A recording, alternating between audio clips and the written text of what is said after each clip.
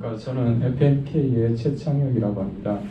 오늘 제가 발표할 내용은 TMCP 아분 공정에 대한 HSLA 극구물 강제에 대한 미세 조직 분포 예측에 관한 내용입니다.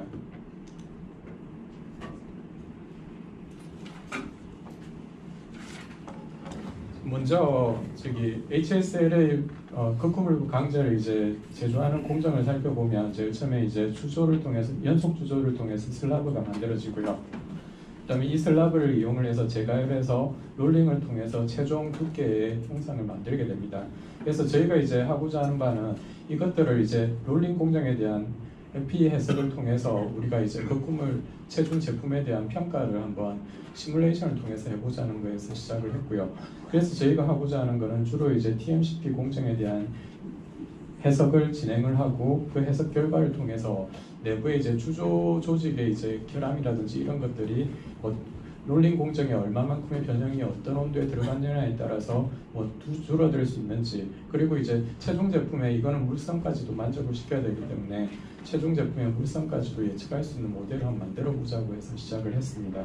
그래서 지금 발표할 내용은 전체 내용 중에서 그레인 사이즈 예측에 관한 내용이고요. 그레인 사이즈 예측과 프리시피테이션 예측이 가능하면은 요거 가지고 실제로 최종 제품의 강도, 강성을 예측을 할 수 있기 때문에 어떤 공정이 들어갔을 때 강도가 얼마짜리의 제품이 나타난다는 것들 시뮬레이션으로 한번 파악해 보자고 해서 시작을 하게 되었습니다.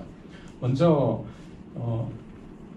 하이 스트렝스 로우 얼로이 스틸에 대해서 잠깐 설명을 드리면은 보통 강종의 강도를 올리기 위해서는 주로 탄소 함량을 많이 높이게 됩니다. 그렇게 해서 상변태를 일으켜서 말텐사이트나 베이나이트 같은 강한 상대를 이렇게 생성시키는 방법을 쓰는데, 이렇게 하면은 웰더빌리티에 문제가 생겨서 용접성이 많이 떨어지는 경향을 나타냅니다. 그래서 용접성을 살릴 수 있는 방향을 생각을 했더니 탄소 함량을 낮추는 대신에 미소 원소로 해서 나이오비디움, 타이타늄, 바나듐 등을 첨가를 해서 TMCP, Thermal Mechanical Control Process 공정을 통해서 그레인 사이즈를 작게 만들어주고요. 거기에 대한 프레시피테이션 하드닝과 같이 일어나서 이걸 가지고 실제 상에 대한 게 아니고 미세 그레인 사이즈를 이용해서 강성을 이렇게 높이는 방법을 적용을 하고 있습니다.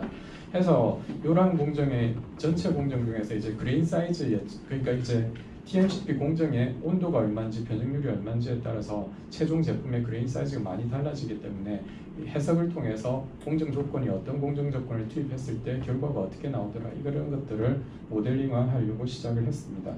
먼저 그레인 사이즈 예측 부분인데, 그레인 사이즈 예측 부분 같은 경우에 제일 처음에 추조된 그레인 사이즈, 그러니까 이니셜 그레인 사이즈가 필요로 했습니다. 그래서 추조 공정 해석을 하고 나면은 나오는 온도 분포나 이런 것들을 가지고 저희가 덴드라이트 암 스페이싱을 이용해서 이니셜 그레인 사이즈를 간략하게나마 예측하고자 했고요. 그래서 이 예측된 결과를 사용을 하려고 하고 있습니다. 덴드라이트 암 스페이싱은 간단하게 보시면은 솔리디피케이션 일어나는 냉각 속도에 따라서, 그 다음에 케미컬 중에서도 카본이 영향을 제일 많이 미치기 때문에 카본 함량에 따라서 암 스페이싱 값이 얼마나 달라지는지를 예측할 수 있는 모델이고요. 그래서 이걸 가지고 저희가 사용하는 API2W60 소재에 대해서 물성을 그대로 한번 적용해 봤을 때 다음과 같이 그러니까 솔리디피케이션이 일어나는 쿨링 레이트에 따라서 덴드라이트 암 스페이싱 값이 점점점 이렇게 떨어지는 것을 보실 수가 있습니다. 그래서 너무 급격하게 식으면 이니셜 그레인 사이즈가 커지고 그렇지 않으면 좀 작아진다. 그래도 전체적으로 그레인 사이즈는 크게 나타나는 것을 보실 수가 있습니다. 해서 이런 것을 이용해서 초기 그레인 사이즈를 예측할 수가 있었고요. 그 다음에 이 예측된 모델 가지고 TMCP 공정에서 롤링 공정에 지나면 외부에서 변형이 들어가기 때문에 재결정이 일어납니다. 그래서 재결정이 일어나는 동안 어떤 온도에서 어떤 변형률이 어떻게 지원이 되냐에 따라서 재결정이 아예 없이 리커버리만 일어날 때도 있고, 아예 변형량이나 온도가 크면은 거기에 따라서 변형하는 과정에서 이미 재결정이 일어나는 다이나믹 재결정이 일어날 수도 있고요.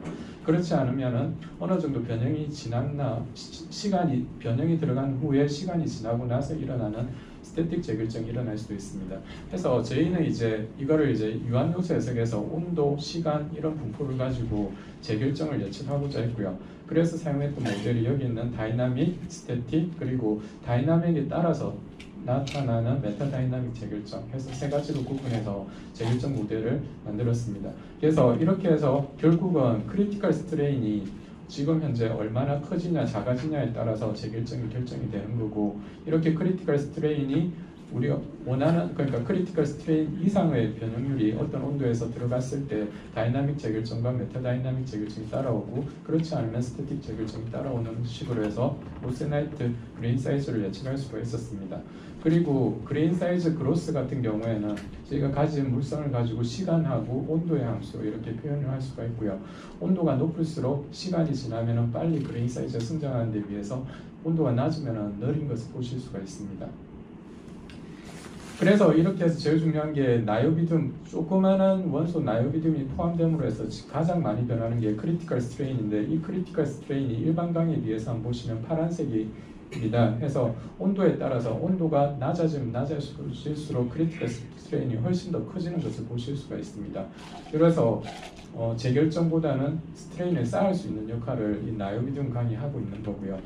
그레인 사이즈, 초기 그레인 사이즈에 따라서 달라지고 있습니다. 이렇게. 그뿐만 아니고 이제 다이나믹 재결정에 대한 프랙션은 스트레인 양에 따라서 결정이 되고요. 그렇지 않고 메타다이나믹이나 스태틱 같은 경우에는 시간에 따라서 결정이 되는 것을 보실 수가 있습니다.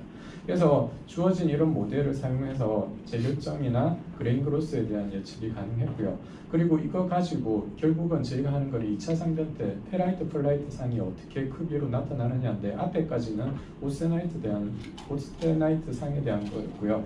그리고 이런 오세나이트 상이 얼마이고 거기에 대해서 냉각 속도가 얼마, A3 변대 온도 아래로 내려가는 냉각 속도가 얼마나 되는지, 그리고 오세나이트 안에 쌓여있는 레지듀얼 스트레인이 얼마인지에 따라서 페라이트 그레인 사이즈를 예측할 수 있는 모델이 있습니다. 해서 이것들을 한번 적용을 해봐서 실제 한번 모델을 보니까 여기 보시면 온도에 따라서 물론 이제 요 아래쪽이 오세나이트 그레인 사이즈, 그때의 페라이트 그레인 사이즈가 Y축에 표시가 되어 있습니다. 그래서 오세나이트 그레인 사이즈가 넘버가 크면은 그레인 사이즈가 작은 거거든요. 그래서 넘버가 크면 클수록 그레인 사이즈가 작으면 작을수록 페라이트 그레인 사이즈 따라 작아지는 거 보실 수 있고요.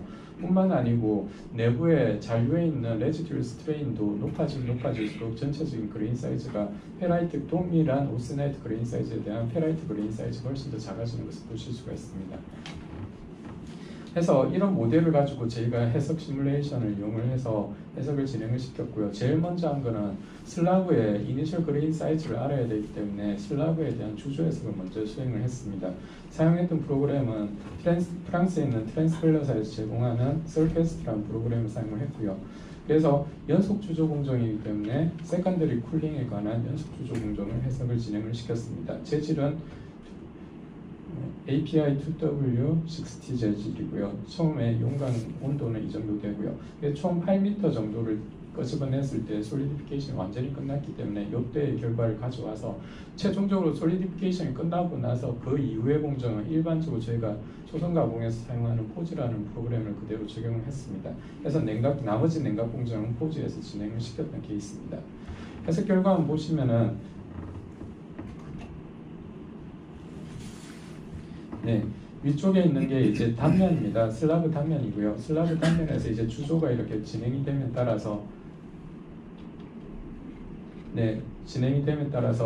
리퀴드 프랙션이 점점 줄어드는 거 보실 수가 있고요. 그때 이제 온도가 내려가는 걸 보실 수가 있습니다. 그래서 이거 가지고 솔리디피케이션이 일어나는 시작 지점하고 끝 지점, 그 시간을 통과하는 시간을 가지고 평균 냉각 속도를 구할 수가 있었습니다. 이 냉각 속도 가지고 단면에서 리퀴드 프랙션이 사라지는 거, 그 다음에 온도, 그때 온도 그레디언트, 그거 가지고 쿨링 레이스를, 솔리디피케이션에 대한 쿨링 레이스 구했고요. 그거 가지고 오세나이트 그레인 사이즈 초기 값을 한번 예측을 해봤습니다. 했을 때 단면에서 이렇게 분포하는 것을 보실 수가 있습니다.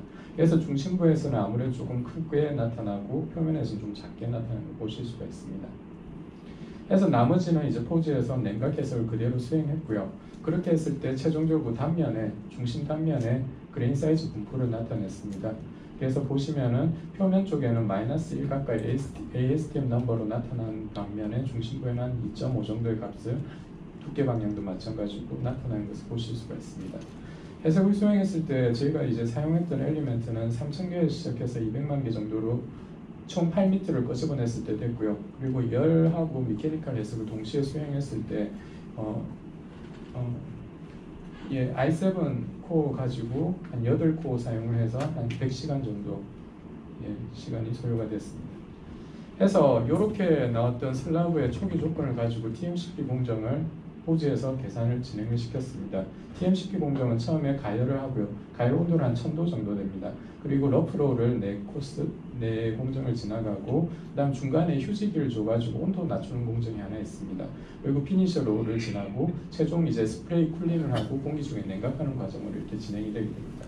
그래서 전체 공정에 대해서 잠깐 보여드리면 러프로울에서는 뭐 전체 변형률에 대해서 0.4 스트레인 정도를 이렇게 사용을 하고 있고 마지막 피니셔로에서는 한 0.2 토탈 0.2 정도의 변형량을 주고 있습니다. 그래서 총 한 300T 슬라브에 대해서 150T까지 낮추는 공정 해석을 한번 수행을 해봤고요. 그렇게 했을 때 냉각 공정은 전체에 대해서 한 60초 1분 정도 이제 순행이 들어가고 나머지는 공냉이 되도록 설정이 되어 있습니다. 온도 결과인데 슬라브 같은 경우에는 아무래도 표면부터 이렇게 가열되는 것을 보실 수가 있고요. 그 다음에 첫 번째 롤에서는 롤링 자체에서는 온도 변화는 그렇게 많지는 않습니다. 그리고 중간에 휴지기를 한 21분 정도를 주는데 휴지기를 주면서 1000도대에서 이렇게 온도를 분포하던 것들을 한 800도 정도까지 내려서 그 다음에 피니셔 롤을 진행을 시킨 케이스입니다. 그 다음에 스프레이 쿨링. 자, 그래서 이렇게 했을 때 저희가 이제 휴지기도 들어가고 롤링도 중간 러프롤, 피니셔롤 2가지 공정을 진행했는데 이렇게 했을 때 그러니까 재결정이 언제 일어나는지 이런 것들을 해석을 통해서 구할 수가 있었고요. 그래서 토탈 리크리스탈라이제이션 프릭션이라고 해서 재결정이 일어난 프릭션 값을 표현을 한 값인데 가열할 때는 당연히 재결정이 없고요. 처음에 이제 1000도 이상에서 러프롤에서 시작하면은 재결정이 처음에는 거의 안 일어나고 두 번째 롤 지나면서부터 표면에서부터 이제 재결정이 일어나기 시작을 합니다. 그리고 세 번째 롤 지나면 조금 더 깊이 들어가고 네 번째 롤 지나야지 거의 중심부까지 재결정이 되는 것을 확인할 수가 있었습니다. 그 다음에 이렇게 롤이 지나면 이제 중간에 휴지기 21분 정도를 주면서 한 800도까지 온도를 낮추거든요, 평균. 그래서 이렇게 이제 그래서 리크리스탈라이제이션이 실제로 단면에서 어떻게 보여지는지 한번 보여드리려고 준비를 했는데 첫 번째 롤에서는 전혀 일어나지가 않습니다. 재결정이 안 일어나고 아직까지는 변형률이 모질해서 그렇고요. 두 번째 롤부터 이제 표면에서 재결정이 일어나기 시작하고 세 번째 롤에서는 조금 더 깊이 네 번째 롤까지 가면은 거의 중심부까지 전체 영역이 다 재결정이 일어나는 것을 보실 수가 있습니다. 그래서 러프롤에서는 재결정을 이렇게 해서 실제로 그레인 사이즈 작게 만들고 있고요. 그 다음에 21분 휴지기 이후에 온도가 800도로 내려가면 피니셔 롤이 시작되는데 피니셔 롤에서는 재결정이 전혀 안 일어나는 것을 보실 수가 있습니다. 온도를 낮추는 이유가 이제 나이오비디움이 조금 포함되면 온도가 낮아졌을 때 크리티컬 스트레인이 많이 올라가게 됩니다. 그러면은 변형량을 줘도 재결정이 안 일어나고 오세나이트 그레인 안에 변형률이 다 레지듀얼로 쌓이게 되거든요. 그래서 그게 나중에 이제 페라이트로 변태가 될 때 미세화가 되는 동력이 되기 때문에 피니셔 롤에서는 재결정이 아예 안 일어나게 설계가 되어 있습니다. 그리고 이제 스프레이 지나면서 이제 냉각이 일어나는데 여기서도 오스나이트 그레인 사이즈 자체는 변화가 거의 없고요. 자, 그래서 재결정되는 것도 한번 보시면은 첫 번째 롤에서 이제 재결정이 이게 앞에 있던 재결정 값이고요. 그래서 네 번째 롤까지 전혀 재결정이 없는 거 보실 수가 있고 크리티컬 스트레인을 보시면은 러프 롤에서는 한 0.2 정도의 값을 가졌다면은 피니셔 롤에서는 온도가 낮아져서 1까지도 크리티컬 스트레인을 가지게 되는 것을 보실 수가 있습니다. 그리고 이제 오스나이트 그레인 사이즈를 한번 보시면 해석 결과입니다. 처음에 시작할 때 -3에서 한 -1 사이의 값을 가지고 있었다면 표면하고 중심부하고 좀 틀리게 가지고 있었습니다. 재결정이 되면서 오스나이트 재결정은 두 번째 롤부터 해서 표면에서 크게 이제 증가를 재결정 그레인 사이즈 넘버가 증가하니까 그레인 사이즈는 작아지죠. 그래서 작아지는 것을 보실 수가 있고요. 그리고 오세나이트 그레인 사이즈 같은 경우에는 피니셔 롤에서는 전혀 변화가 없는 것도 보실 수가 있습니다. 최종적으로 결론은 이제 그레인 사이즈 분포를 이제 예측을 했는데 오세나이트 그레인 사이즈는 6에서 왔다 갔다 하는 그레인 사이즈를 가졌다면 최종적으로 페라이트 그레인 사이즈는 한 10에서 11 사이로 왔다 갔다 하는 값을 이렇게 가지는 것을 확인을 할 수가 있었습니다. 해서 이 정도 해석을 수행하는데 전체 시간 한 30시간 정도가 소요가 됐고요.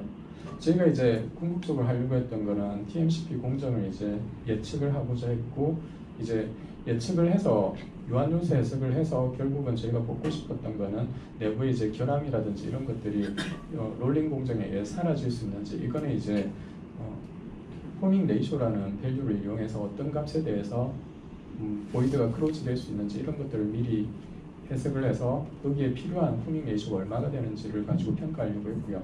그 다음에는 이제 물성 예측 부분인데, 이건 이제 그레인 사이즈과 프리시피테이션 예측을 통해서 최종 이제 강성이 얼마 정도 나오는지 해석을 통해서 이런 것들을 할 수 있으면 TMCP 공정이라는 게 이제 공정 변수에 따라서 완전히 다른 결과가 많이 나타나기 때문에 그런 것들을 이제 해석을 통해서 어느 정도 최적화시키고 나서 실조업에 적용을 할 수 있겠다 해서 했던 케이스입니다. 이상으로 발표를 마치겠습니다.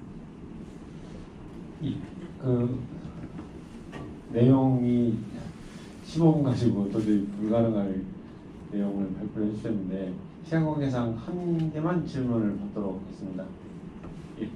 네. 발표 잘 들었습니다. 근데 그 열연 피니싱 롤링 온도가 네. 800도까지 떨어졌다고 했는데 네. 그 온도면 보통의 열연보다 낮은 온도라고 생각이 되고, 네. 그리고 크리티컬 스트레인 얘기를 계속 하셨는데 네. 계속 올라가는 거 봤는데 사실 그 온도대에서 다이나믹 트랜스포메이션이 일어날 수도 있잖아요.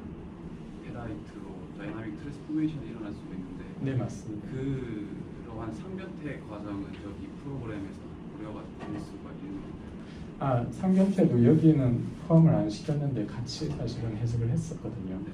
그래서 실제로 이제 고온에서 생기는 이제 페라이트 상이라든지 이런 것들도 예측을 했는데, 이 경우 같은 경우에는 저희가 이제 여러 케이스를 해본 건 아니라서 상변태도 할 수 있고 그레인 사이즈 예측도 할 수도 있다는데, 저희 이제 목표 자체는 이제 물성 예측이었기 때문에 그 부분은 우선 제외하고 전체적으로 이렇게 물성 예측을 한 번에 해석으로 할 수 있는 방법을 찾자고 해서 시작했던 케이스입니다. 그래서 아직까지는 이제 모델을 만드는 과정이고, 이게 어느 정도 되면은 그때부터 이제 실조업과 비교 테스트를 해볼 예정이거든요. 혹시 그 이 프로그램 그 네. 코드상에는 네. 상변태는 없거냐, 풀 오차이드 상태에서 어닐링 과정에서 네. 상변태가 일어난다는 거죠? 네네. 우선은 그 모델 쓰고 있습니다. 예, 감사합니다. 두 번째 발표 마치겠습니다.